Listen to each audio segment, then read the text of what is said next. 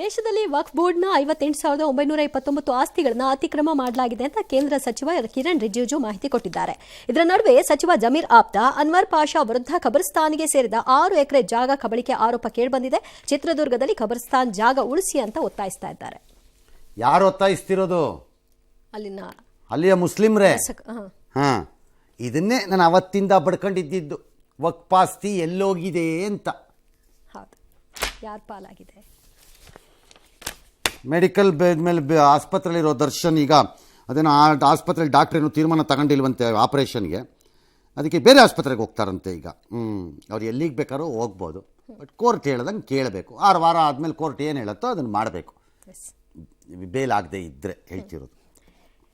Trump ಕಾರ್ಯವರ್ಗಕ್ಕೆ Bharat ಮೂಲದ ಮತ್ತೊಬ್ಬರು ಸೇರ್ಕೊಂಡಿದ್ದಾರೆ. ಅಮೆರಿಕದ ಪ್ರತಿಷ್ಠಿತ ಎನ್ಐಎಚ್ ನಿರ್ದೇಶಕ ಸ್ಥಾನಕ್ಕೆ ಜೈ ಭಟ್ಟಾಚಾರ್ಯರನ್ನ ಟ್ರಂಪ್ ಆಯ್ಕೆ ಮಾಡಿದ್ದಾರೆ. ಈ ಬಗ್ಗೆ ಸಂತಸ ವ್ಯಕ್ತಪಡಿಸಿರುವ ಅವರು, ನಾವು ಅಮೆರಿಕ ಶಾಸ್ತ್ರೀಯ ಸಂಸ್ಥೆಗಳನ್ನು ಸಂಸ್ಕರಿಸಿ ಮತ್ತೆ ಆರೋಗ್ಯಯುತ ದೇಶವನ್ನಾಗಿ ಮಾಡ್ತೀವಿ ಅಂತ ತಿಳಿಸಿದ್ದಾರೆ. ಅಂದಹಾಗೆ ಅವರು ಕೋವಿಡ್ ಸಮಯದಲ್ಲಿ ಅಮೆರಿಕ ಸರ್ಕಾರದ ನೀತಿಗಳನ್ನು ಕಟುವಾಗಿ ಟೀಕೆ ಮಾಡಿದರು.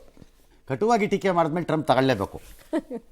ಈಗ ನಮ್ಮಲ್ಲಿ ಇಲ್ವಾ, ಈಗ ಯಾರು ಅತಿ ಹೆಚ್ಚು ಮೋದಿನ ಬೈತಾರೋ ಅವರಿಗೆ ಕಾಂಗ್ರೆಸ್ಸಲ್ಲಿ ಸ್ವಲ್ಪ ಚೆನ್ನಾಗಿ ನೋಡ್ಕೊಳ್ಳೋಣ ಅನ್ಸುತ್ತೆ. ಯಾರು ಅತಿ ಹೆಚ್ಚು ರಾಹುಲ್ ಗಾಂಧಿ ಚೆನ್ನಾಗಿ ಬೈತಾರೋ ಅವ್ರನ್ನ BJP ಸುಮಾರಾಗಿ ನೋಡ್ಕೋಬೇಕು ಇವ್ರನ್ನ ಅನ್ಸುತ್ತೆ. ಹಾಗಾಗಿ ಯಾರು ಚೆನ್ನಾಗಿ ಬೈಗುಳವನ್ನೇ ಅಸ್ತ್ರ ಮಾಡಿಕೊಂಡು ಜೀವನ ಮಾಡಿಕೊಂಡು ಇರುವ ಪರಾವಲಂಬಿ ಜೀವಿ ರಾಜಕಾರಣಿಗಳು ಎಲ್ಲ ದೇಶದಲ್ಲೂ ಇವೆ, ಭಾರತದಲ್ಲೂ ಇದೆ, ರಾಜ್ಯದಲ್ಲೂ ಇದೆ. ಮರಿಯಾನೆ ಬೇಟೆಯಾಡಲು ಹೊಂಚು ಹಾಕಿದ್ದ ಹುಲಿನ ತಾಯಿ ಆನೆ ಹಿಮ್ಮೆಟ್ಟಿಸ್ತಂತೆ. ಸಫಾರಿ ವಲಯದಲ್ಲಿ ಬಂಡೀಪುರದಲ್ಲಿ ಮರಿನ ಬೇಟೆ ಆಡಕ್ಕೆ ಕಾದಿದೆ, ತಾಯಿ ಗೊತ್ತಾಗೋಗಿದೆ, ಅಟ್ಯಾಕ್ ಅಂದ್ಬಿಟ್ಟು ಮಾಡಿದೆ, ಓಡೋಗ್ಬಿಟ್ಟಿದೆ ಹುಲಿ. ಅದು ಇಟ್ಸ್ ವೆರಿ ಕಾಮನ್. ಬರೀ ಒಂದೇ ತಾಯಿ ಇತ್ತ ಅಥವಾ ಹಿಂಡು ಇರಲಿಲ್ವಾ ಅಂತ, ಹಿಂಡಿದ್ರೆ ಇಡೀ ಹಿಂಡೇ ಬರ್ತಿತ್ತು, ತಾಯಿ ಒಂದೇನಾ.